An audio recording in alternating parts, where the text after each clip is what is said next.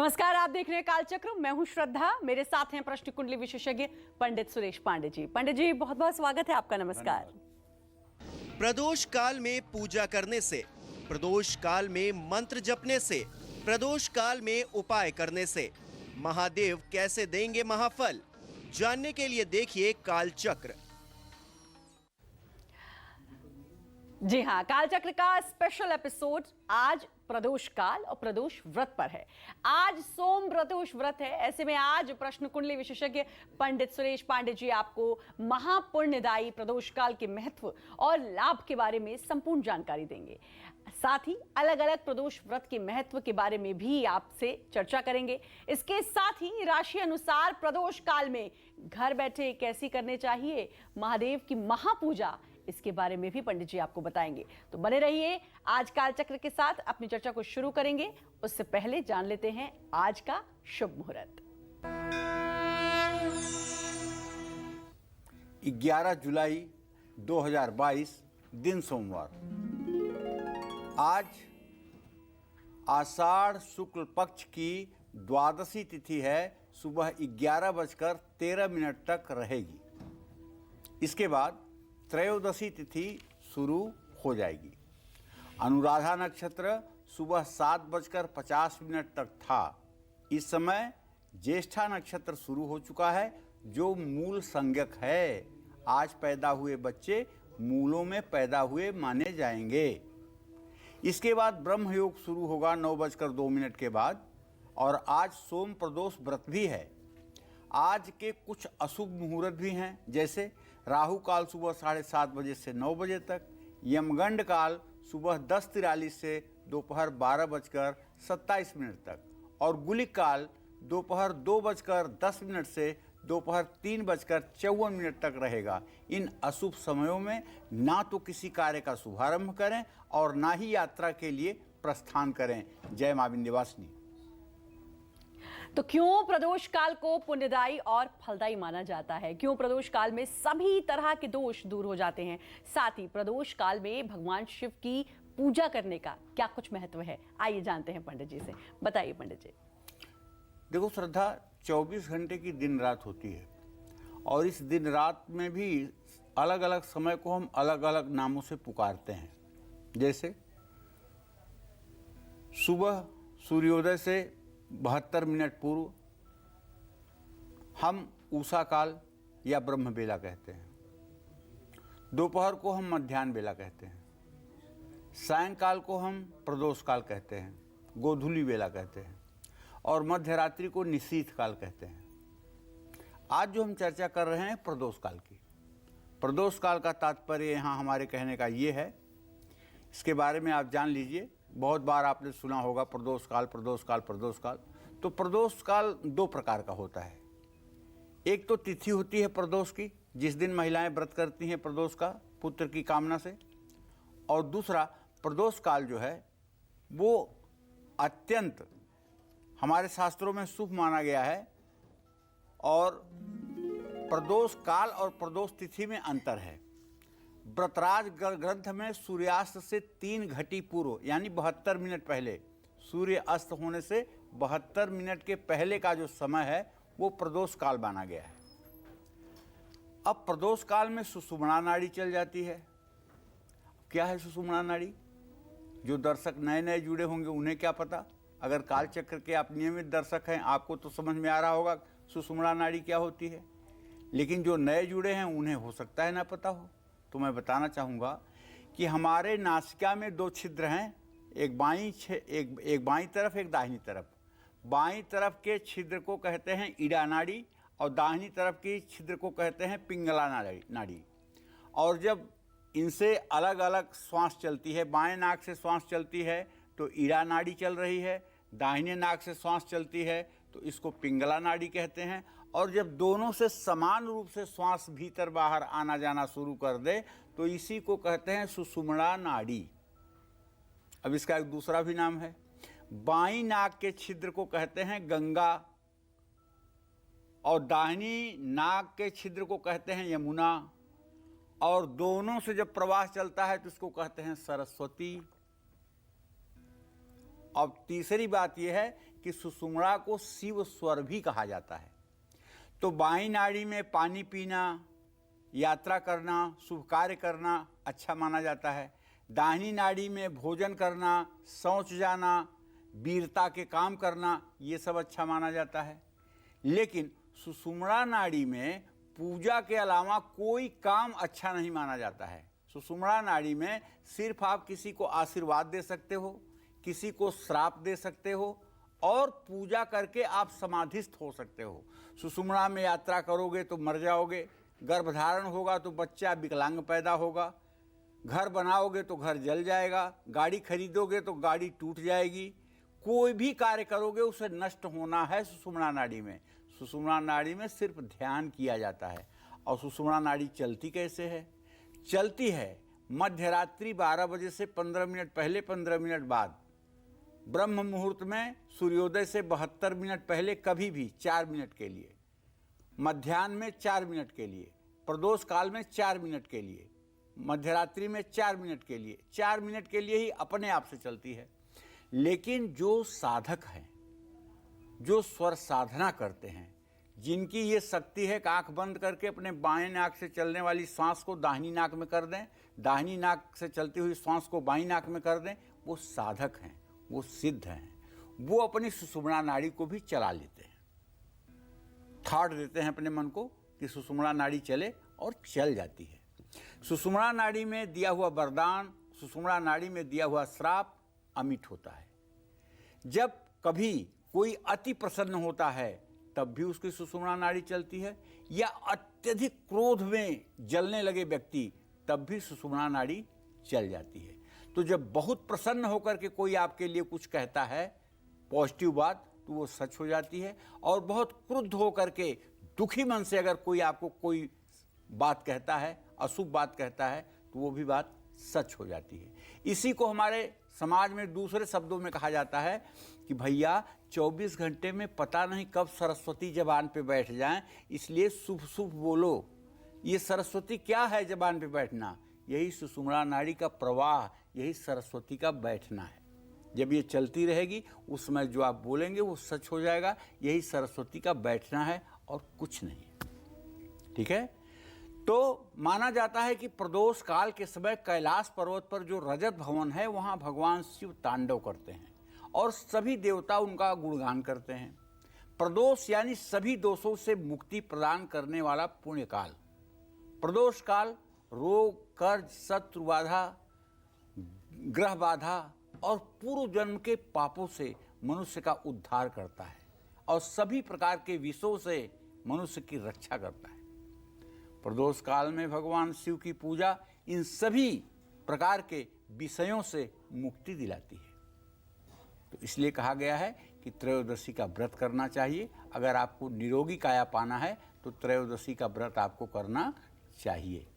आत्मा तुम गिरिजामति सहचरा प्राणा शरीरम गृह पूजा ते विषयोपभोग रचना निद्रा समाधि स्थिति संचार पदयो प्रदक्षिण विधि स्त्रोतानि सर्वागिरो यद कर्मम क्रियते तदखिलम संभो तव आराधनम। प्रदोष काल में जो लोग शिवलिंग के सामने बैठ करके उत्तर दिशा में मुंह करके भगवान शिव का कर्पूर वर्ण में ध्यान करते हैं और कहते हैं आत्मा तुम, हे भगवान शिव आप मेरी आत्मा हो, गिरजामती और जो माँ पार्वती हैं वो मेरी बुद्धि स्वरूपा हैं, सहचरा प्राणा ये मेरे नाक से आने जाने वाली श्वास श्वसन क्रिया ये नंदी आदि शिवगण हैं, आत्मा तुम गिरजामती सहचरा प्राणा शरीरम गृह और हे भोलेनाथ ये मेरा शरीर आपके निवास करने योग्य स्थान है, पूजा ते विषयोपभोग रचना और हे भोलेनाथ जो मैं तेल, कंघी, शीशा और साबुन, इत्र का प्रयोग करता हूँ ये सब आपके पूजा के संसाधन हैं। पूजा ते विषयोपभोग रचना निद्रा समाधि स्थिति और मेरे सोने का समय जो है वो आपकी समाधि अवस्था है। निद्रा ते समाधि स्थिति संचार पदयो प्रदक्षिण विधि और मैं जितने कदम चलता हूँ, चाहे जहाँ चलता हूँ, जितने कदम चलता हूँ वो और कुछ भी नहीं, वो सिर्फ आपकी गोल गोल परिक्रमा है, केवल वो आपकी परिक्रमा है। संचार पदयो प्रदक्षिण विधि स्त्रोतानि सर्वागिरो। और जो भी मैं बोलता हूँ जाने अनजाने में, जिस भाषा में बोलता हूँ, वो सब आपके उपासना के लिए मंत्र और श्लोक हैं। संचार पदयो प्रदक्षिण विधि स्त्रोतानि सर्वागिरो यद कर्मम क्रियते तद दखिलम शंभो तव आराधनम। जाने अनजाने में मैं जितने भी कर्म करता हूँ हे शंभो, वो आपकी आराधना से पृथक कुछ भी नहीं है, वो सिर्फ और सिर्फ आपकी आराधना है। तो इस तरह से मन में विचार करते हुए यदि भगवान शिव का ध्यान करते हुए प्रदोष काल में आप भगवान शिव का ध्यान करेंगे तो एक दिन ऐसा आएगा जब आपको पता चलेगा कि आत्मा, परमात्मा, ईश्वर, आत्मा क्या है। इन सब चीज़ों का ज्ञान आपके अंतर जगत में होगा, जो बताने का विषय नहीं है, अनुभव करने का विषय है, अनुभव गम्य विषय है। इसको भी आपको करना चाहिए। जय मां विंध्यवासिनी। तो आज कालचक्र में जान रहे हैं आप कि प्रदोष व्रत का कितना महत्व है और प्रदोष काल का भी, जैसे पंडित जी बता रहे थे, कितना महत्व है। और भी ऐसी बहुत सी जानकारी जो पंडित जी आपको देंगे आने वाले समय में कुछ ही देर में। लेकिन उससे पहले अब राशियों का रुख कर लेते हैं और सबसे पहले हम बात करेंगे मेष राशि की। कैसी रहेगी आर्थिक स्थिति, कामकाज, रिश्ते, सेहत, साथ ही क्या है आज का उपाय, शुभ अंक और शुभ रंग। अच्छा, तो मेष राशि के जातक ये जान लें कि अभी आपके ट्रांजिट में कोई अंतर नहीं आया है। आपका राशि स्वामी मंगल अपने ही राशि में राहु के साथ गोचर कर रहा है। आपके धन भाव में स्वगृही शुक्र है, लेकिन व्यय भाव में स्वगृही बृहस्पति भी है। इसलिए भले ही आपकी आर्थिक स्थिति ठीक रहे, लेकिन घर के सामान पर आज आपका पैसा खर्च होगा, इसमें कोई संशय नहीं है। नई नौकरी मिलने की उम्मीद बनी हुई है, नई नौकरी मिलने की संभावना बनी हुई है, क्योंकि इसके आधार पर अगर देखा जाए तो आपके एकादश भाव का शनि दशम का स्वामी होकर के एकादश में बैठा हुआ है। ये नई नौकरी आपको मिलवा सकता है, नए दोस्तों से मुलाकात करवा सकता है। पेट दर्द या गैस की वजह से परेशान हो सकते हैं। देखिए, मैं तो आपको ये कहूँगा कि आपको किसी भी प्रकार के अनैतिक काम से अपने आप को दूर रखना चाहिए। जरा सा भी आपको अपने हाथ में कानून नहीं लेना चाहिए और आपको ये सोचना चाहिए कि ये कोई नहीं देख रहा है या ये गलती आपकी कोई नहीं समझ पाएगा। ये शायद आपकी सबसे बड़ी भूल होगी और आप अपने को धोखा दे रहे हैं। आज आपको हनुमान मंदिर में जाकर के भीगे हुए चने और गुड़ का प्रसाद चढ़ाना चाहिए। शुभ अंक आपके लिए 1 है, शुभ रंग आपके लिए आसमानी है। जय मां विंध्यवासिनी। और चलिए अब बात करेंगे वृषभ राशि की। जानेंगे कैसी रहेगी आर्थिक स्थिति, कामकाज, रिश्ते, सेहत, साथ ही क्या है आज का उपाय, शुभ अंक और शुभ रंग। देखिए, वृषभ राशि के जातकों का गोचर तो मुझे बहुत अच्छा लग रहा है। कैसे कि वृषभ राशि का स्वामी शुक्र स्वयं वृषभ राशि में विराजमान है और दूसरी बात, आमदनी के स्थान में बृहस्पति स्वगृही है। तो ऐसे में अगर आपके वेतन बढ़ने का समय आ चुका है तो आपका वेतन बढ़ने वाला है, ये खुशखबरी मैं आपको एडवांस में देना चाहता हूँ। और यदि कोई नया काम आप शुरू करना चाहते हैं तो बिना सोचे समझे आप शुरू कर सकते हैं। यदि आप विवाह योग्य हैं तो आपके विवाह का भी, आपका रिश्ता भी पक्का हो सकता है। अपने लाइफ स्टाइल को, आपको चाहिए कि अपने लाइफ स्टाइल को संतुलित रखें, दिखावे में जीवन ना बर्बाद करें और जल्दबाजी में कोई भी काम आज आपको नहीं करना चाहिए। अपने इष्ट देव की उपासना करनी चाहिए। शुभ अंक आपके लिए 8 है, शुभ रंग आपके लिए नारंगी है। जय मां विंध्यवासिनी।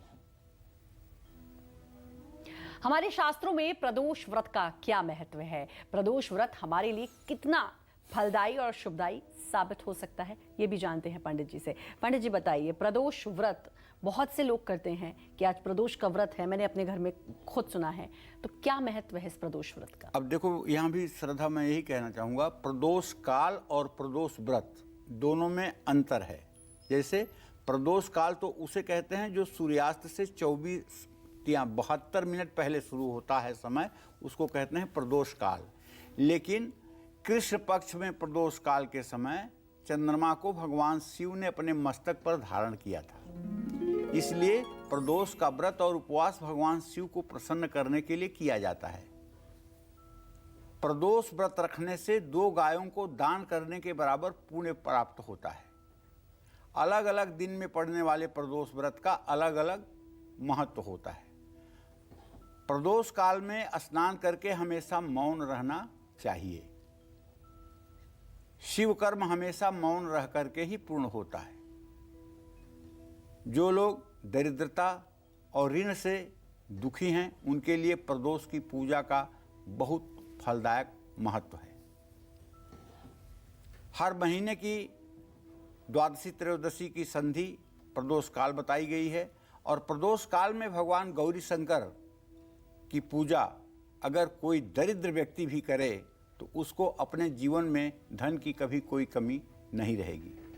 बंध्या से बंध्या नारी जिसके गर्भ अपूर्ण रहते हुए नष्ट हो जाते हैं, जिसके संतान जीवित नहीं रहते हैं, वो भी अगर कृष्ण पक्ष के प्रदोष व्रत को करे और किसी शिवालय में जा कर के गाय के दूध से शिवलिंग का 12 महीने लगातार अभिषेक करे तो मैं विश्वास के साथ कह सकता हूँ, मंत्र महामणि विषय ब्याल के मेटत कठिन कुवंक भाल के, जव तप करई कुमारी तुम्हारी भाव्यु मेटि सकहि त्रिपुरारी, आशुतोष तुम अवढर दानी आरत हरहु दीन जन जानी।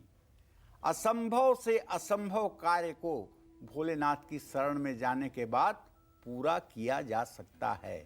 जो महिलाएं संतान की कामना से प्रदोष व्रत करती हैं, उन महिलाओं को दिव्य तेजस्वी और अपने कुल का नायक प्राप्त होता है।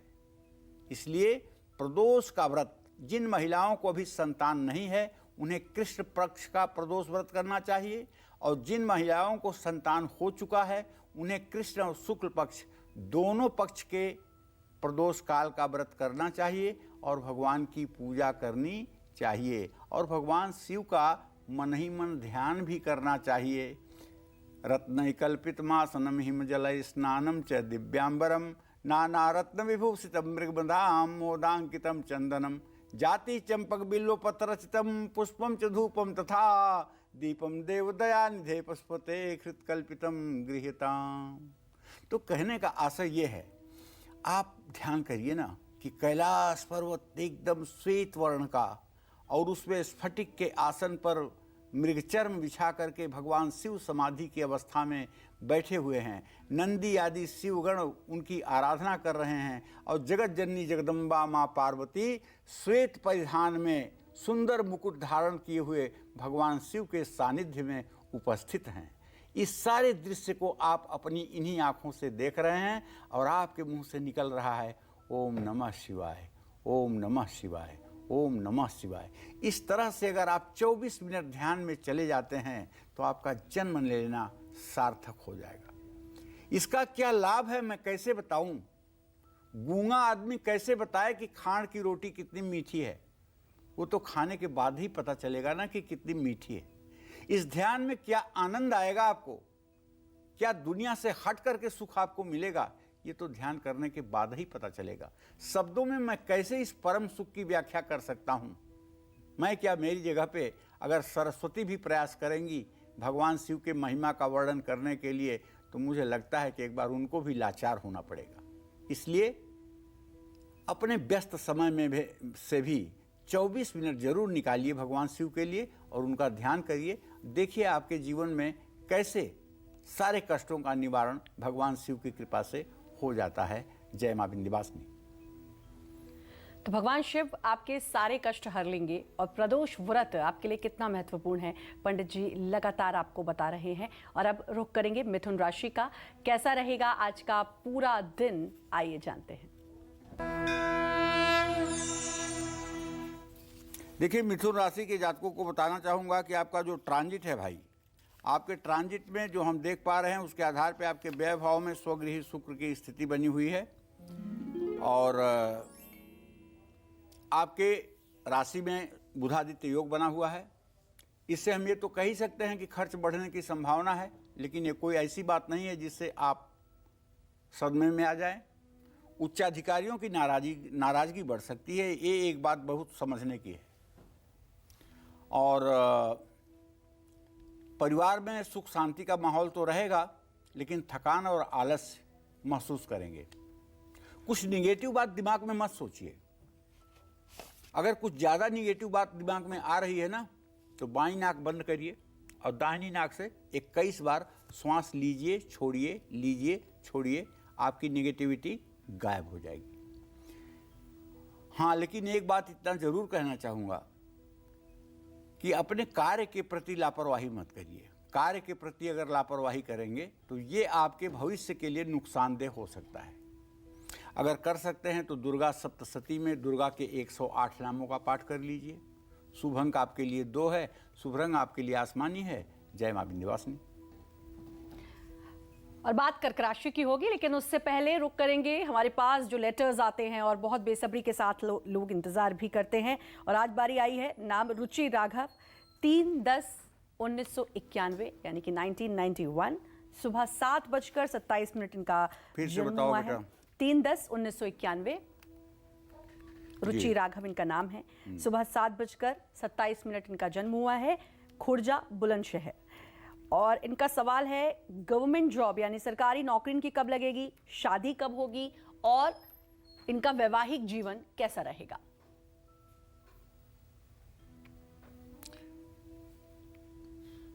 देखो रुचि, तुला लग्न में और कर्क राशि में तुम्हारा जन्म हुआ है बेटा। और तुला राशि का स्वामी शुक्र बृहस्पति के साथ एकादश भाव में बैठा हुआ है। और अभी तुम्हारी शुक्र की महादशा चल रही है। शुक्र तुम्हारे जन्म कुंडली का लग्नेश है और बृहस्पति के साथ है, किसी पापक ग्रह की दृष्टि नहीं है। तुम्हारे नौकरी का, विवाह का सारा समय अब शुरू हो चुका है। और तुम्हारी कुंडली में मंगल 8वें घर में बैठा हुआ है। और तुम्हें ये देख करके लोग बताते होंगे कि तुम मंगली हो, जिसके कारण तुम्हारे विवाह में विलंब हो रहा है। जबकि हकीकत यह है कि तुम मंगली नहीं हो। मंगल सूर्य के साथ अस्त है और मंगल जब 12वें घर में अस्त हो जाता है तो मंगली दोष समाप्त हो जाता है। जिस दिन बिना मांगलिक लड़के के लिए रिश्ता ढूंढना शुरू होगा, उस दिन आपके विवाह का मार्ग प्रशस्त हो जाएगा। नौकरी निश्चित आपको मिलेगी, इसमें कोई दो राय नहीं है। और अति सन्निकट भविष्य में आपको नौकरी मिलेगी। सितंबर 2024 के पहले विवाह, नौकरी सब कुछ आपका ठीक हो जाएगा। बस आपको इस समय करना ये चाहिए कि आपको दुर्गा सप्तशती में कवच का पाठ करना चाहिए, अर्गला स्तोत्र का पाठ करना चाहिए और दुर्गा सप्तशती में दुर्गा के 108 नामों का पाठ करना चाहिए। शुक्र की तुम्हारी दशा चल रही है बेटा। और अगर हो सके तो एक ओपल दशरथी का चांदी के लॉकेट में बनवा करके उसे चांदी की चेन में गले में धारण कर लो। इसका भी लाभ आपको मिलेगा, निसंदेह मिलेगा। जय मां विंध्यवासिनी। और चलिए अब बात करेंगे कर्क राशि की। कैसा रहेगा कर्क राशि वालों का आज का पूरा दिन, आइए जानते हैं। देखिए, कर्क राशि के जातकों को बताना चाहूँगा कि आपके व्यय भाव में बुधादित्य योग है, अर्थात आपके खर्च के स्थान में सूर्य बुध के साथ है। और आपका राशि स्वामी चंद्रमा इस समय नीच राशि में है।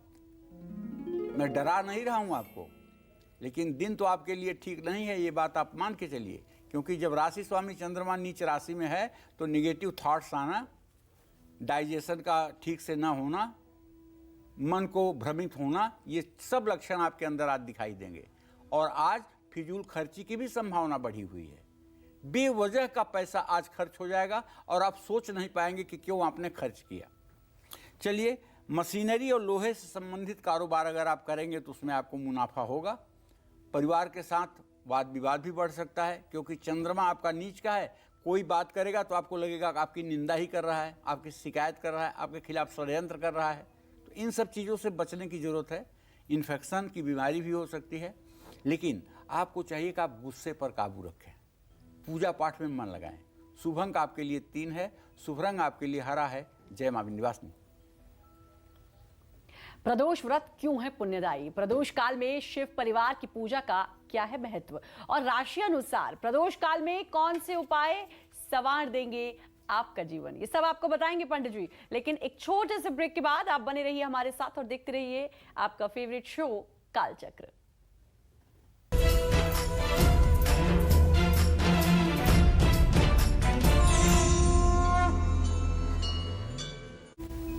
ब्रेक के बाद एक बार फिर से आपका स्वागत है कालचक्र में। महादेव आपको निरोगी काया के साथ साथ हर खुशी दे, इसके लिए आपको प्रदोष काल में कौन कौन से उपाय करने चाहिए, यही आज कालचक्र में पंडित सुरेश पांडे जी आपको बता रहे हैं। अब अपनी चर्चा को आगे बढ़ाते हुए जानते हैं अलग अलग प्रदोष व्रत और उसके महत्व के लाभ। बताइए पंडित जी। श्रद्धा, अलग अलग दिन पड़ने वाले जो प्रदोष होते हैं ना, प्रदोष की तिथियां जो होती हैं ना, इनका अपना अलग अलग महत्व है। जैसे सोम प्रदोष बड़ा प्रचलित है। सोमवार के दिन जब प्रदोष तिथि होती है तो उसको कहते हैं सोम प्रदोष। सोम प्रदोष का व्रत रख करके भगवान शिव की उपासना करने से हर प्रकार की मनोकामना पूर्ण होती है। और एक मंगलवार को जब प्रदोष होता है तो उसको कहते हैं भौम प्रदोष। भौम प्रदोष व्रत करने से कर्ज, पाप, रोग से मुक्ति मिलती है, सुंदर तेजस्वी संतान की प्राप्ति होती है, निरोगी काया मिलती है। और तीसरा है बुध प्रदोष व्रत। बुध प्रदोष व्रत रखने से सभी प्रकार की कामना सिद्ध होती है और कष्टों से मुक्ति मिलती है। और इसी क्रम में गुरु प्रदोष व्रत करने से शत्रुओं का समन होता है और कार्य सिद्धि होती है। शुक्र प्रदोष व्रत करने से स्त्री का सौभाग्य बढ़ता है, सुख समृद्धि और परिवार में उत्तम कार्यक्रम संपन्न होते हैं। शनि प्रदोष व्रत करने से समृद्धि और संतान का सुख मिलता है। रवि प्रदोष व्रत करने से सुख, समृद्धि, आरोग्यता और लंबी आयु प्राप्त होती है। इसमें 3 प्रदोष व्रत बड़े मान्य हैं भाई। एक तो सोम प्रदोष, एक भौम प्रदोष और एक शनि प्रदोष। ये 3 बड़े ही महत्व के हैं। और बाकी प्रदोषों की बात अगर की जाए तो वो उतने मतलब कि शास्त्रों में गरिमामय नहीं हैं जितने ये 3 हैं। और ख़ास करके मंगलवार के दिन प्रदोष व्रत करने वाला और भगवान शिव की आराधना करने वाला दिव्य तेजस्वी संतान का सुख प्राप्त करता है। सोम प्रदोष व्रत करने वाला भक्ति भाव से परिपूर्ण रहता है। जो लोग प्रदोष के दिन अपने आप को भूल करके शिवालय में जा करके शिव तांडव का पाठ करते हैं, ऐसे लोगों का जीवन क्यों नहीं सफल हो जाएगा। जटाटवी गल ज्वल प्रवाह पावित स्थले गले वलंबे लंबितां भुजंग तुंग मालिकां डमड्डमड्डमड्डमा निनाद वड्डमर्वयं चकार चंड तांडवं तनोतु न शिव शिवम। जटाकटाह संभ्रम भ्रम निलिंप निर्झरी बिलोल बीच बल्लरी विराजमान मूर्धनि धगत धगत धगत ज्वल ललाट पट्ट पावके किशोर चंद्रशेखरे रति प्रतीक्षणम। धराधरेन्द्र नंदिनी विलास बंधु बंधुर स्फुर दिगंत संतति प्रमोद मान मानसे कृपा कटाक्ष धोरणी निरुद्ध दुर्धरापदी क्वचित दिगंबरे मनोविनोद में तु वस्तुनि। ओम नमः शिवाय। तो भगवान शिव की आराधना करने से इस जगत में कुछ भी असंभव नहीं रहता। मैं यही कहना चाहता हूँ, शायद भाव विभोर होकर के कुछ ज़्यादा कह देता हूँ तो उसके लिए क्षमा करिएगा, लेकिन भगवान शिव की आराधना तो भावना से ही होती है। बिना भावना में बहे भगवान शिव की आराधना नहीं होती है। भगवान शिव ज्ञान गम्य नहीं है, बुद्धि गम्य नहीं है, भाव गम्य है। इसलिए भगवान शिव को भाव चाहिए, आपका भाव समर्पित करिए। जय माँ विंध्यवासिनी। चलिए बात सिंह राशि की करेंगे, लेकिन उससे पहले कॉलर जुड़ चुके हैं। राहुल जुड़े हैं हमारे साथ। राहुल जी, बहुत बहुत स्वागत है। बात करिए पंडित जी से। नमस्कार पंडित जी। हाँ, सदा सुखी रहिए। नमस्कार पंडित जी, मेरा नाम राहुल चौधरी है, मैं सिलीगुड़ी से बोल रहा हूँ जी। मुझे बस अपने करियर के बारे में पूछना था। मैंने अभी अपना स्टार्ट किया है काम, नया बिजनेस स्टार्ट किया है, तो मुझे उसके बारे में पूछना था। आपको ये तो बताना चाहिए कि आप कितने साल के हैं? मैं 42 साल का हो गया हूँ। अच्छा, चलिए राहुल जी, मैं आपको बताना चाहता हूँ कि देखिए, आपके 10वें भाव का स्वामी चंद्रमा है, प्रश्न लग्न का स्वामी शुक्र है। शुक्र और चंद्रमा की स्थिति परस्पर सप्तम है। बड़े दुख के साथ कहना पड़ रहा है कि जो भी आप शुरू किए हैं उसका परिणाम अच्छा नहीं होने वाला है। जो भी आप शुरू किए हैं बहुत जल्द दिनों के बाद ये समाप्त हो जाएगा और ये काम आपको बदलना पड़ेगा, क्योंकि आपके प्रश्न काल में नीच का चंद्रमा वृश्चिक राशि में 17 अंश 31 कला पर गोचर कर रहा है और चंद्रमा से प्रत्यक्ष वैराग दृष्टि का बात हो रहा है। ऐसे में ये कार्य आपका सफल नहीं होगा। एक बार पुनः आपको अपने कार्य पर चिंतन करने की आवश्यकता है। चलिए एक और कॉलर हमारे साथ जुड़े हैं, बलवान। बलवान जी, स्वागत है। बात करिए पंडित जी से। नमस्कार जी पंडित जी। हाँ, सदा सुखी रहिए। हेलो जी, लड़के 25/92 की। जी, हाँ जी। क्या जानना चाहते हैं? लड़के की है जी, लड़के की नौकरी के लिए जी। नौकरी जानना चाहते हैं? हाँ जी, हाँ जी, नौकरी लगवा दो जी जी। और लड़की का और है जी। अच्छा, तो मैं आपको बताना चाहूँगा कि आपके पुत्र भाव का स्वामी बुध है, जो इस समय सूर्य बुध के साथ है। समय तो इनका अब ठीक शुरू हो रहा है, लेकिन अभी भी जहाँ तक मुझे लगता है कि 17 जनवरी 2023 के बाद ही इनका करियर और इनका पारिवारिक जीवन ठीक हो पाएगा। आप अपने बेटे से कहिए कि रोज़ सूर्योदय के समय सो करके उठा करें और सूर्य को जल दिया करें, और सूर्य को जल देने के बाद कम से कम एक बार हनुमान चालीसा और दुर्गा चालीसा का पाठ किया करें। इससे इनके भाग्योदय में सहायता मिलेगी। जय मां विंध्यवासिनी। और चलिए अब बढ़ेंगे राशियों की तरफ और बात करेंगे सिंह राशि की। कैसा रहेगा आज का पूरा दिन, आइए जानते हैं। अब हम सिंह राशि के जातकों की जब बात कर रहे हैं ना, तो आप ये जान लीजिए कि सिंह राशि से सुख स्थान में नीच का चंद्रमा है और आजीविका के स्थान में शुक्र है। अब चंद्रमा की दृष्टि शुक्र पर पड़ रही है तो पैसा तो खर्च होना है, और यदि पार्टनरशिप में व्यवसाय है तो थोड़ा पेशेंस रखिए, धैर्य से काम लीजिए। बहुत जल्दी अकुलाहट आपकी नुकसान करेगी। पति पत्नी के बीच में तकरार बढ़ सकती है। जीवन साथी जीवन संगिनी का स्वास्थ्य बिगड़ सकता है। सिर्फ अपने फायदे के बारे में ना सोचें। आज आपको बूंदी के लड्डू मंदिर में दान करने चाहिए। शुभ अंक आपके लिए 9 है, शुभ रंग आपके लिए गोल्डन है। जय मां विंध्यवासिनी। और चलिए अब बात करेंगे कन्या राशि की। कैसी रहेगी आर्थिक स्थिति, कामकाज, रिश्ते, सेहत, साथ ही क्या है आज का उपाय, शुभ अंक और शुभ रंग। देखिए, मैं तो ये देख पा रहा हूं कन्या राशि के जातकों को कि आपका राशि स्वामी मिथुन राशि में सूर्य के साथ और दशम भाव में है, लेकिन आपके द्वितीय भाव का केतु जो है ना, ये आमदनी से ज्यादा खर्च करवा के ही मानेगा। लेकिन साथ काम करने वाले आपका सहयोग करेंगे, आपका सम्मान करेंगे, ये बहुत ही अच्छी बात है। और इसके बाद ये भी आप जान लीजिए कि यदि आप महिला हैं और नवविवाहिता हैं तो आपके मायके से कुछ बहुत अच्छा समाचार मिलने वाला है। स्वास्थ्य में भी आपके सुधार होगा। लेकिन अगर आप बाढ़ क्षेत्र में हैं तो मेरा कहना मानिएगा, बिल्कुल पानी के नज़दीक मत जाइएगा, क्योंकि ये नीच का चंद्रमा पानी से दुर्घटना कर सकता है और जीवन को नुकसान पहुंचा सकता है। जहां भी बाढ़ इस समय आई है, वहां अगर आप सिंह राशि के जातक हैं तो पानी के साथ आप खिलवाड़ करने की कोशिश ना करें। भूखे व्यक्ति को भोजन कराएं। शुभ अंक आपके लिए 6 है, शुभ रंग आपके लिए सफेद है। जय मां विंध्यवासिनी। शास्त्रों में प्रदोष काल में शिव परिवार की पूजा करने का क्या महत्व है, साथ ही प्रदोष काल में शिव परिवार की पूजा करने से हमें क्या लाभ मिलता है, आइए जानते हैं पंडित जी से, बताइए। देखिए, 4 वेद पैदा हुए, प्रकट हुए, ऋग, यजु, साम, अथर्व।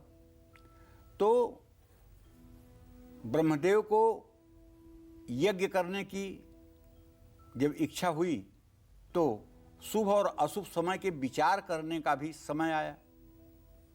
तो शुभ और अशुभ समय जानने के लिए ऋग्वेद के ही अंतर्गत ज्योतिष शास्त्र का निर्माण हुआ, जिसके पहले प्रणेता ब्रह्मा के पुत्र नारद हुए, और नारद से ये बात बढ़ते हुए 19 ऋषि मुनियों तक ये रास्ता, ये सफर चलता रहा।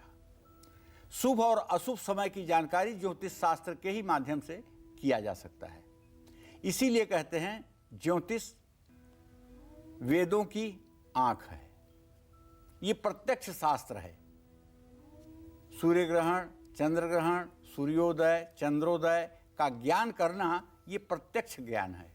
और सारे ज्ञान परोक्ष हो सकते हैं, लेकिन ज्योतिष का ज्ञान प्रत्यक्ष ज्ञान है। तो कहने का मतलब, कौन सा समय मनुष्य के लिए शुभकारी है, कौन सा अशुभकारी है, ये सारी चीज़ों का निराकरण ज्योतिष शास्त्र करता है।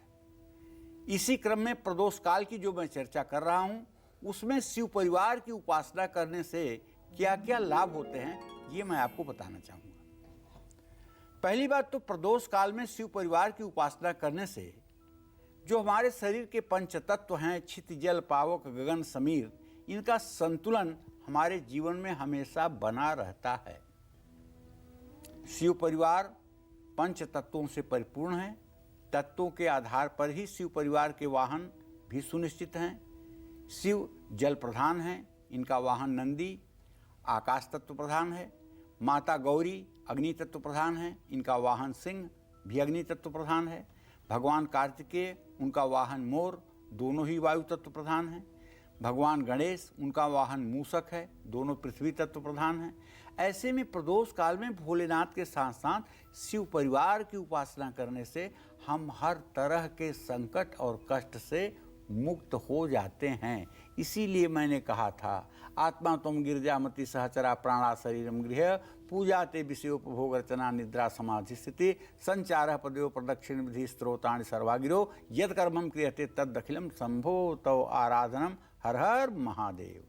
इस तरह से भगवान शिव का शिव परिवार के साथ ध्यान करने के बाद जीवन धन्य हो जाता है। जय मां विंध्यवासिनी। और चलिए अब बात करेंगे तुला राशि की। कैसा रहेगा तुला राशि वालों का आज का पूरा दिन, आइए जानते हैं।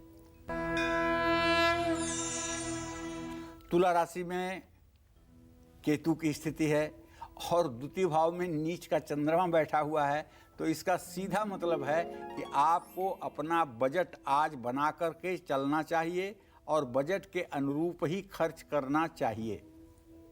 और बिल्कुल नया काम मत शुरू करिएगा, वरना पछतावा हाथ लगेगा। किसी करीबी से मुलाकात हो सकती है,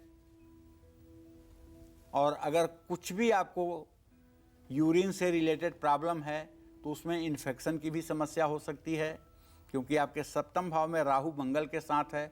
तो ऐसे में यूरिन इन्फेक्शन होना, यूरिन में जलन होना, ये स्वाभाविक है। यात्रा आज टालिए, क्योंकि आज यात्रा करने से मानहानि के अलावा और कुछ न मिलने वाला है। हाँ, अगर आप तुला राशि की महिला हैं तो आपका सम्मान बढ़ेगा। शुभ अंक आपके लिए 5 है, शुभ रंग आपके लिए हरा है। जय मां विंध्यवासिनी। और चलिए अब चर्चा करेंगे हमारे पास आए पत्र की। और अगला पत्र है भूपेंद्र कुमार अरोड़ा। पंडित जी इनका जन्म हुआ है 14 जुलाई 1954 और इनका कहना है कि 13 और 14 जुलाई के दरमियान रात को 2:02 पर इनका जन्म हुआ है, यानी कि 14 ही माना जाएगा। और उज्जैन में इनका जन्म हुआ है। स्वास्थ्य के बारे में जानना चाहते हैं कि उनका स्वास्थ्य कैसा रहेगा।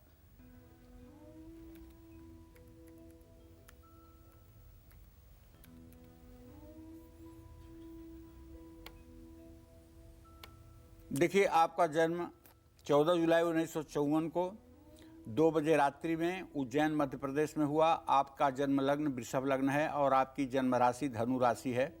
मूल नक्षत्र में आप पैदा हुए हैं, पहले चरण में मूल के पैदा हुए हैं। आपका लग्नेश शुक्र है और ये शुक्र आपका लग्नेश होकर के चतुर्थ भाव में स्थित है। किसी पापग्रह की इस पर दृष्टि नहीं है, लेकिन रोग भाव में शनि का जाना और रोगेश का लग्नेश होना इस बात का संकेत है कि आप वायु विकार से हर समय पीड़ित रहेंगे। गैस्ट्रिक ये रोग ऐसा है जो हर समय आपको पीड़ित करेगा। बाकी तो रोग होते रहेंगे, ठीक होता रहेगा, कुछ चिंता करने की बात नहीं है, लेकिन ये रोग ऐसा है जो आपके आजीवन आपके साथ रहेगा। तो अपने खान पान पर पूरा ध्यान रखिए और वायु विकार न हो, इसके लिए कुछ आयुर्वेद का भी सहारा आपको लेना चाहिए। स्वास्थ्य के लिए आपको बिल्कुल निश्चिंत रहना चाहिए। और बृहस्पति केतु के साथ द्वितीय भाव में बैठा हुआ है, तो हम तो यही कहेंगे कि स्वास्थ्य के प्रति थोड़ी सी कभी कभार एलर्जी की भी समस्या हो सकती है। इससे कोई घबराने की बात नहीं है। बृहस्पति की महादशा चल रही है। बृहस्पति आपके कुंडली में मृत्यु भाव का भी स्वामी है, आय भाव का भी स्वामी है, इसलिए थोड़ा सा लीवर से भी संबंधित कभी कभी समस्या इसमें होती है। बृहस्पति का दान करने से और बृहस्पति का मंत्र जप करने से ओम ब्रीम बृहस्पतये नमः लाभ मिलता है। जय मां विंध्यवासिनी। और मेष से लेकर कन्या राशि वाले प्रदोष काल का लाभ उठाने के लिए कैसे करें महादेव को प्रसन्न और किस महामंत्र का करें जाप, आइए जानते हैं। बताइए पंडित जी। देखिए, प्रदोष काल का लाभ उठाने के लिए तो अपनी राशि अनुसार कुछ उपाय प्रदोष काल में जरूर करना चाहिए। जैसे मेष राशि के जातक प्रदोष काल में ओम नमः शिवाय पंचाक्षर मंत्र का यथासंभव जप करें। शिव जी का पंचामृत से अभिषेक करें। वृषभ राशि के जातक प्रदोष काल में महामृत्युंजय मंत्र का जप करें, भगवान शिव का ध्यान करें और भगवान शिव को बिल्वपत्र अर्पित करें। मिथुन राशि के जातक प्रदोष काल में भगवान शिव को सफ़ेद मलयागिर चंदन घिस करके उनके शिवलिंग पर लेप करें और ओम नागेश्वराय नमः इस मंत्र का यथासंभव जप करें। कर्क राशि के जातक प्रदोष काल में भगवान शिव का गाय के कच्चे दूध से अभिषेक करें। रुद्रा अष्टाध्यायी का हो सके तो पूरा पाठ करें, नहीं तो रुद्र सूक्त के 16 मंत्रों से शिवलिंग का अभिषेक करें। सिंह राशि वाले प्रदोष काल में ओम नमः शिवाय मंत्र का यथासंभव जप करें। जप करते समय एक माला आपके गले में रुद्राक्ष की होनी चाहिए, एक माला आपके हाथ में जप करने के लिए होनी चाहिए, इसको ध्यान रखिएगा। पूजा घर के सामने बैठकर शिव चालीसा का पाठ भी लाभकारी है। कन्या राशि के जातकों को बताना चाहूँगा कि शिव जी को पंचामृत का भोग लगाइएगा और शिव पंचाक्षरी का जप करिएगा। नागेंद्रहाराय त्रिलोचनाय भस्मांगरागाय महेश्वराय नित्याय शुद्धाय दिगंबराय तस्मै नकाराय नमः शिवाय। तो इस तरह से देखिए, मनसा वाचा कर्मणा यदि भगवान शिव को आप पूर्ण रूपेण शरणागति को प्राप्त हो जाएंगे तो जीवन का कोई भी दुख, जीवन का कोई भी कष्ट आपको परेशान नहीं कर सकता है। इस बात को आप अच्छी तरह से जान लीजिए। जय मां विंध्यवासिनी। और बात वृश्चिक राशि की भी करेंगे, लेकिन उससे पहले हम बात करेंगे हमारे पास आए एक पत्र की। पंडित जी, विकास जी अपने बेटे के बारे में जानना चाहते हैं। नाम प्रणव है। 25 मई 2018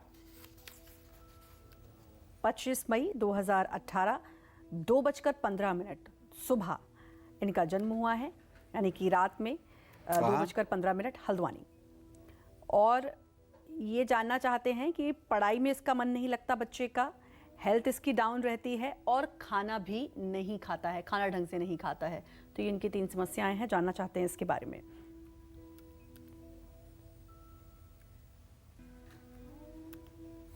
देखो श्रद्धा, ऐसा है, पहली बात तो ये कहना चाहूँगा कि अभी आपका बच्चा 5 साल का भी पूरा नहीं हुआ है और ज्योतिष शास्त्र में 12 साल तक बच्चे को बालारिष्ट रहता है। किसी भी बच्चे के साथ कोई भी घटना घट सकती है, कोई कुंडली कुछ नहीं कह सकती है, क्योंकि 4 वर्ष तक माता का पुण्य पाप, 8 वर्ष तक पिता का पुण्य पाप बच्चे के ऊपर हावी रहता है। तो अभी इतनी जल्दबाजी में पढ़ाई नहीं कर रहा है, ये सब निर्णय लेना थोड़ी जल्दबाजी होगी।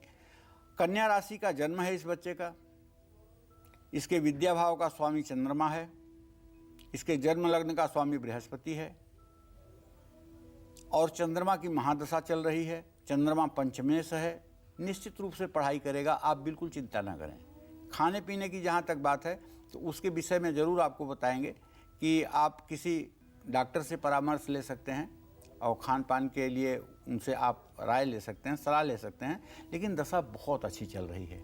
केवल एक चांदी का चंद्रमा जिसमें मोती लगवा करके अगर आप लाल धागे में गले में सोमवार को धारण करवा दें तो इसकी सारी समस्या ठीक हो जाएगी। स्वास्थ्य भी ठीक रहेगा, चंचलता भी थोड़ी सी कम हो जाएगी, पढ़ाई में भी मन लगाएगा और आपको चिंता करने की कोई बात नहीं है।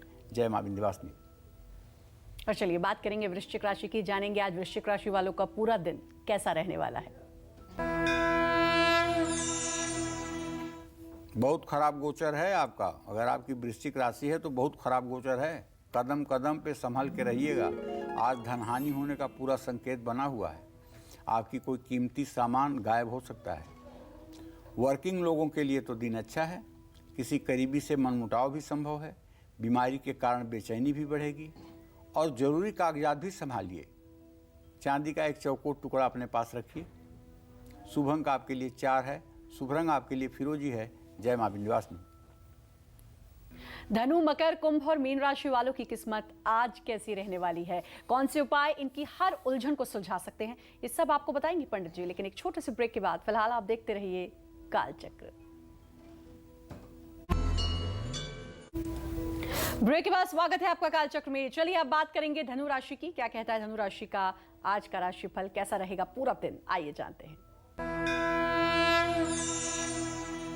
धनु राशि के जातक जान लें कि आपका राशि स्वामी बृहस्पति सुख स्थान में जरूर है, लेकिन आपके व्यय भाव में जो नीच का चंद्रमा है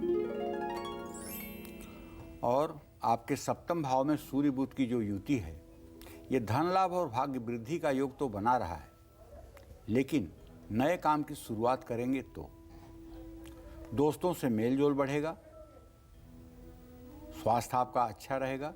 जल्दबाजी में कोई काम मत करिए, असहाय और निर्बल लोगों की मदद करिए। शुभ अंक आपके लिए 3 है, शुभ रंग आपके लिए नीला है। जय मां विंध्यवासिनी। और चलिए आप एक बार फिर से रुक करेंगे। हमारे पास आए पत्रकार नैन्सी गुप्ता पंडित जी, जिन्होंने भेजा है अपना पत्र 25/6/1987 1987 6:25 शाम को इनका जन्म हुआ है मऊ यूपी में। और सवाल है, जज बनने की तैयारी कर रही हूं लेकिन बहुत मुश्किलें आ रही हैं, क्या मैं सफल हो पाऊंगी? 25 जून 87 कितने बजे? शाम को 6:25 मऊ।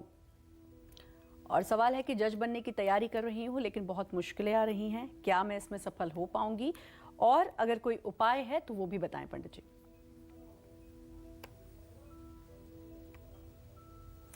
देखो, ऐसा है बेटा कि तुम्हारा जो आजीविका भाव का स्वामी है वो बुध है, स्वगृही है, और तुम्हारे पराक्रम भाव का स्वामी शनि है जो व्यय भाव में है, निर्बल है। और बुध और बृहस्पति दोनों की तृतीय एकादश स्थिति है। और अगर नवमांश कुंडली के आधार पर देखा जाए तो कहा जा सकता है कि बुध की स्थिति शत्रु के नवमांश में है। इसलिए प्रयास करो, प्रयास करने से पीछे नहीं रहना चाहिए, लेकिन बड़ा पूर्ण योग नहीं दिख रहा है, न्यायाधीश बनने का बड़ा पूर्ण योग नहीं दिख रहा है। इसलिए आप निराश मत होइए, आप उपाय जरूर करिए। उपाय करने से सब कुछ संभव हो जाता है, लेकिन बहुत अच्छा प्रबल योग नहीं बनता हुआ दिख रहा है। और चलिए अब बात करेंगे मकर राशि की और जानेंगे कि आज मकर राशि वालों का भाग्य कितना मजबूत है। देखिए, मकर राशि का स्वामी शनि अपने भाव को पूर्ण दृष्टि से देख रहा है,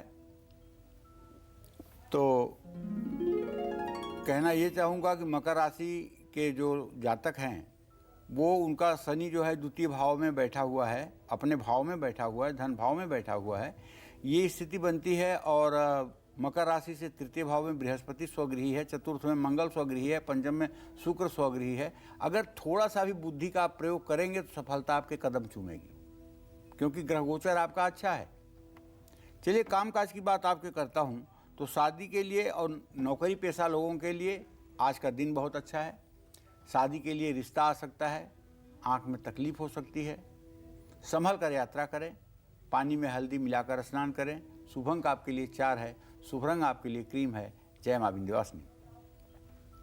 और चलिए अब बात करेंगे कुंभ राशि की, जानेंगे कि आज कुंभ राशि वालों का भाग्य कितना मजबूत है।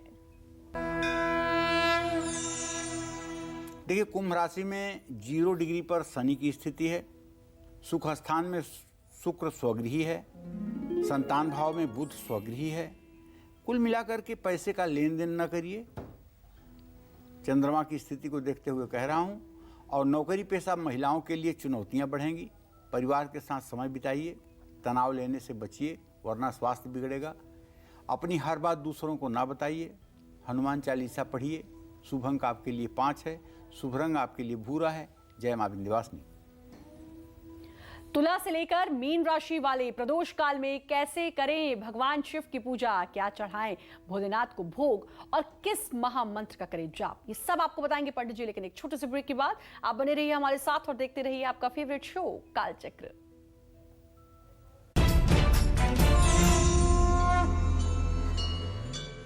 ब्रेक के बाद स्वागत है आपका कालचक्र में। अब बात तुला से लेकर मीन राशि वालों की। तुला से लेकर मीन राशि वाले प्रदोष काल में कैसे करें भगवान शिव की पूजा, क्या चढ़ाएं भोलेनाथ को भोग और किस महामंत्र का करें जाप, आइए जानते हैं। बताइए पंडित जी। देखिए, तुला राशि के जातकों को बताना चाहूँगा कि प्रदोष काल में पवित्र समय में मिश्री वाला दूध से भगवान शिव का अभिषेक करें या भोग लगा करके शिव सहस्र नामावली का जप करें। वृश्चिक राशि के जातक प्रदोष काल में भगवान शिव को बिल्वपत्र अर्पित करें। अगर हो सके तो बिल्वपत्र पर चंदन का इत्र भी लगाएं। प्रदोष काल में रुद्राष्टक का पाठ करें। नमामि समीशान निर्वाण रूपम, ये है गोस्वामी तुलसीदास जी ने रामचरितमानस में ये रुद्राष्टक लिखा है। धनु राशि के जातक प्रदोष काल में भगवान शिव को खीर का भोग लगाएं और शिवाष्टक का पाठ करने से आपको लाभ मिलेगा। मकर राशि वाले प्रदोष काल में भगवान शिव जी को चंदन अर्पित करें और पार्वती नाथाय नमः, श्री सांब सदा शिवाय नमः इस मंत्र का यथासंभव जप करें।